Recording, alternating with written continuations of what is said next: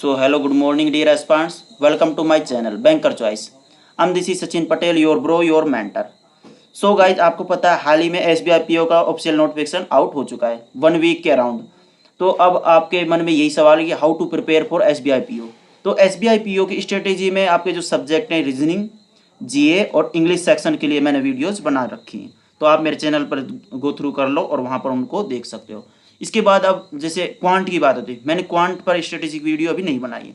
तो how to prepare for SBI PO quant for SBI PO। तो ये बहुत से एस्पायर्स के मन में सवाल है और उनके मन में ये सवाल हो रहा है कि भैया हम जैसे रीजनिंग में इजीली स्कोर गेन कर लेते हैं, इंग्लिश में कर लेते हैं, GA में कर लेते हैं, बट क्वांट में हमारे स्कोर नहीं आ रहे हैं, अटैम्प्ट्स कम है क्वांट्स में जैसे अटैम्प्ट ज़्यादा करते हैं तो फिर हमारी जो नेगेटिव मार्किंग एक्यूरेसी घट जाती है, नेगेटिव ज़्यादा अटैम्प्ट कर देते हैं।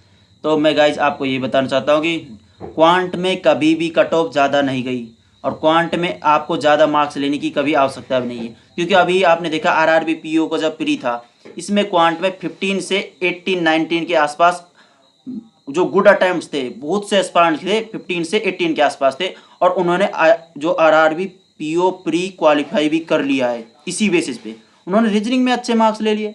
तो गाइज वही मैं आपको बता रहा हूँ, SBI PO, IBPS PO यहाँ पर भी 15 से 22 के आसपास प्री में मार्क्स आपने क्वांट में ले लिए तो आप जो प्री को क्वालिफाई कर दोगे।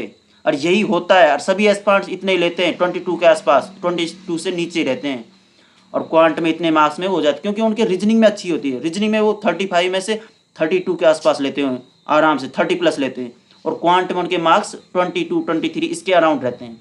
और यदि पेपर थोड़ा इजीली आ गया तो क्वांट में उनके मार्क्स फिर 28 के आसपास भी पहुंचा, 25+ हो जाते हैं। तो मैं आपको ये बता दूं, यदि पेपर इजी हुआ तो आप आराम से गेन कर लो। या आप मॉक लगा रहे हो तो ये मॉडरेट लेवल का लगा रहे हो जैसे आप, तो यदि पेपर इसी प्रकार का आया तो उसमें आपको 15 से 25 के आसपास करने हैं। और गाइस जैसे अब इसमें बात आपको 22 नंबर लेने ज़्यादा बड़ी बात नहीं, क्योंकि सिंप्लीफिकेशन आता है और quadratic equation number series 15 question आते हैं इसके स्पीड मैथ्स के, इनको आप इजीली कर सकते हो, ठीक है। और रही बात एक DI कर लो, आप 2 DI कर लो, तो प्री में तो आपके इतने में आप 25 के आसपास क्वेश्चन अटेम्प्ट कर लोगे, 2 DI और 15 स्पीड मैथ के क्वेश्चन, ठीक है। अब बात आती है कि तो भैया हमारा प्री निकल जाएगा स्पीड मैथ पर और DI हल्की आती है प्री में तो कर लेते हैं हम इजीली, बट भैया मेंस भी तो आपको करना है। और मेंस के लिए आपको पता है गाइस, जिसकी अर्थमेटिक मजबूत है, अर्थमेटिक में कमांड होनी चाहिए या तो, या फिर DI में कमांड, या तो आप क्वांट में DI कर लो या फिर अर्थमेटिक। एक असाइनमेंट आपको बिल्कुल स्ट्रॉन्ग रखना होगा, तभी आप जो मेंस में क्वांट में अच्छे मार्क्स ले सकते हो। तो इसलिए आपको अर्थमेटिक और DI पर ज़्यादा फोकस। अब जैसे मैं आपको SBI PO को आप टारगेट कर रहे हो इस 2023 वाले को, तो आपको डेली बेसिस पर जैसे 3 या 4 पजल करनी है और 3 या 4 DI करनी है, जिससे आपकी रीजनिंग और मैथ्स क्वांट में आपको कोई प्रॉब्लम नहीं होगी उसके बाद। और अर्थमेटिक्स आप जैसे कमज़ोर है अब भी, वैसे अब तो आपको बस ज़्यादा टाइम नहीं, लेकिन मैं कह रहा हूँ अब भी आप यदि अपनी अर्थमेटिक मजबूत करना चाहते हो तो अब भी कर सकते हो। जैसे सेशंस चल रहे हैं, आप किसी भी यूट्यूब पर किसी फैकल्टी को फॉलो कर सकते हो। जैसे मेरी बात करो तो मैं तो अरुण सर से पढ़ रहा हूँ जो अनअकैडमी पर है बैंकर रेस में, और आशीष सर, अरोरा सर रहे, नवनीत सर रहे अड्डा पर, शांतनु सर रहे, तो टीचर्स बहुत है, सभी अच्छे पढ़ाते हैं। तो आपको जो भी अच्छा लगता है उससे अर्थमेटिक पढ़िएगा ही, अर्थमेटिक पढ़ोगे तभी आपका मैथ्स निकले। नहीं, बहुत से एस्पायर्ट्स हैं हर साल प्री क्वालिफाई करते हैं, SBI PO का प्री और IPS PO का प्री, RRB PO का और सभी क्लर्क्स के प्री क्वालिफाई करते हैं, बट 2-2 साल हो गए घूम रहे हैं और उनको कुछ भी वो हासिल नहीं हो रहा, उनका मेंस का अभी क्वालिफाई नहीं हो रहा। तो इसलिए आपको मैं बता रहा हूँ कि आपको मेंस क्वालिफाई करना है, क्योंकि मेंस क्वालिफाई जब तक नहीं करोगे आपका सिलेक्शन नहीं होगा, और सिलेक्शन तो आपको DI और पजल ही दिलाएगी। तो इसलिए DI और पजल को डेली बेसिस पे 3 से 4 DI, 3 से 4 पजल मॉडरेट लेवल की करिए धीरे धीरे।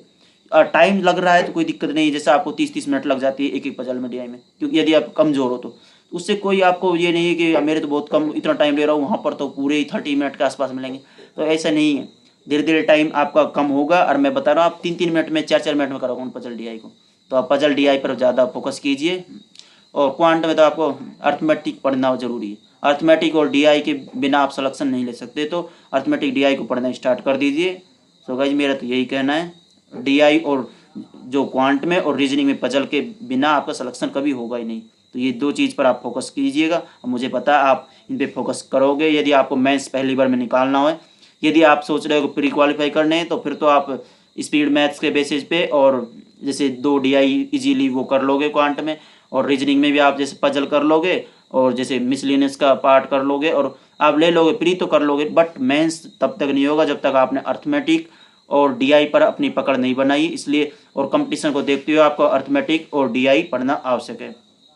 और ये तो डेली बेसिस पर आप कीजिए और सेशंस देखिए। जैसे एक सेशन देख लिया आपने DI का दिन में, और सुबह आपने जैसे DI कर ली 3 DI 3 पजल, और उसके बाद में आप अर्थमेटिक कांच का किसी बुक को रिकमेंड कर सकते हो।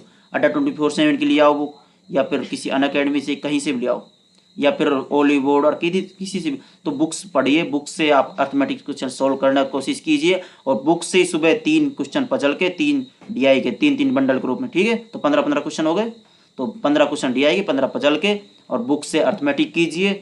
और उसके बाद सेशंस देखिए, इसमें लाइव मॉक और मॉक्स वैसे भी देने, प्री के मॉक दीजिए, आप एनालिसिस जरूर कीजिएगा। तो मेरा तो ये कहना था। Thank you guys.